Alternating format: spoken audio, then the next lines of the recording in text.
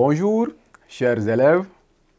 Notre leçon du jour a pour titre les nombres de 0 à 5. Nous avons une image qui nous montre ici les nombres de 0 à 5.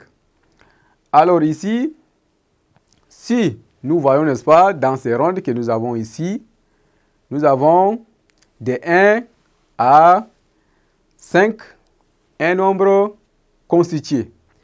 Alors, pour cela, nous avons par exemple 1, nous avons 2, nous avons 3, nous avons 4, nous avons 5.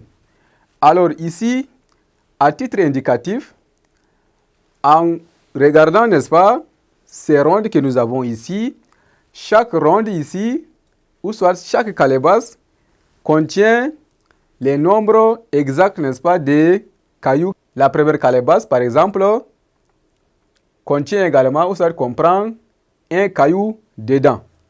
Nous avons également, par exemple, 2, les nombres 2. Et nous voyons également dans cette calebasse ici, 2 cailloux qui sont posés. Nous avons également les nombres 3.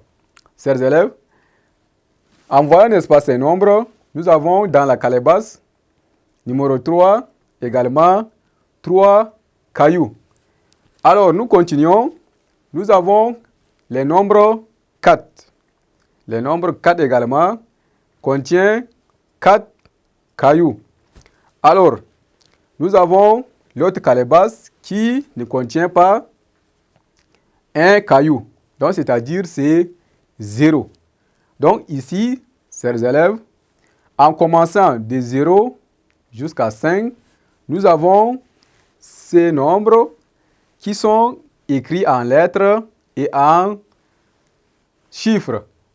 Alors, s'agissant, n'est-ce pas, des nombres qui peuvent être écrits en lettres tout comme en chiffres ici. Par exemple, dans notre cas, nous avons pour les nombres en chiffres ici, nous avons 1, nous avons 2, nous avons 3, nous avons 4 et enfin, nous avons 5.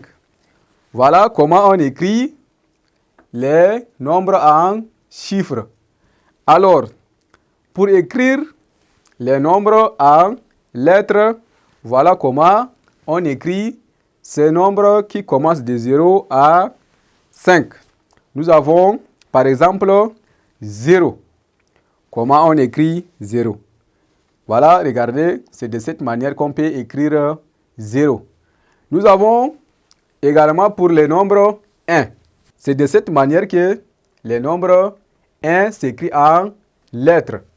Nous avons également les nombres 2.